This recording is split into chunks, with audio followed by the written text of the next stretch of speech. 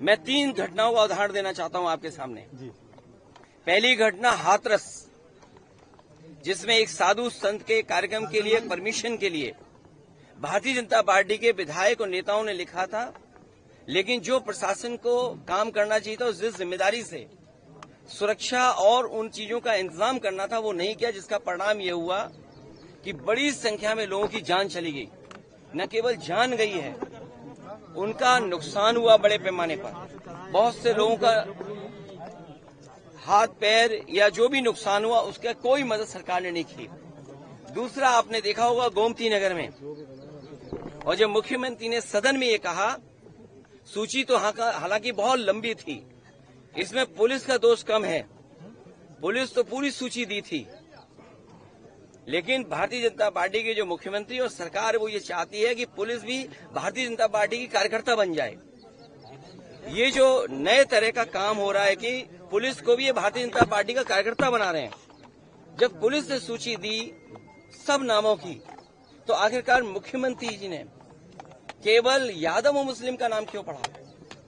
और सच्चाई पुलिस भी जानती है कि जिसमें कि यादव का जिसका नाम लिया है, सुनने में आ रहा है कि वो फुटिंग में नहीं था, जो कैमरे की जो तस्वीर है उसमें नहीं है, वो कैमरे में नहीं था, क्योंकि वो चाय पीने गया था और पुलिस को यादव मिल गया, इसलिए उसको जेल भेज दिया। मैं आपके सामने कहना चाहता हूं, ऐसे लोग जो कानून का उल्लंघन कर रहे हैं और भारतीय जनता पार्टी का कार्यकर्ता बनकर के काम कर रहे हैं, जब कभी भी सरकार आएगी, ऐसे अधिकारियों के खिलाफ भी कार्रवाई होगी।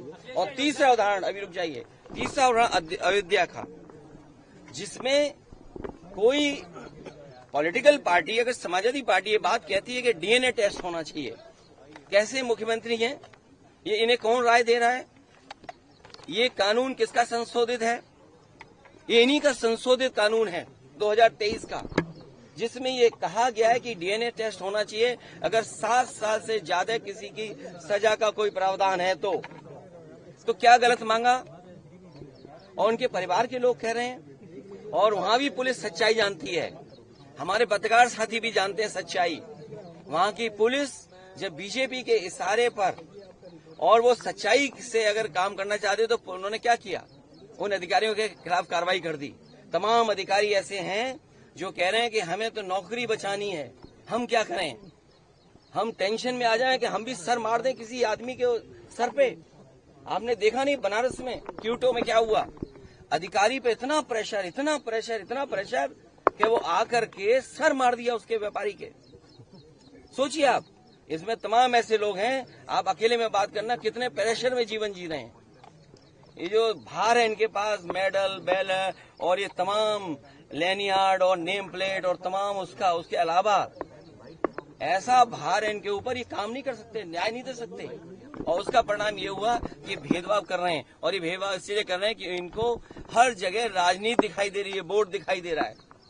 ये कितना भी कुछ कर लें, अब जनता को इनसे कोई उम्मीद नहीं है, और जब उम्मीद खत्म हो जाए किसी पॉलिटिकल पार्टी से, तो समझ लेना उनका सफाया होना निश्चित है।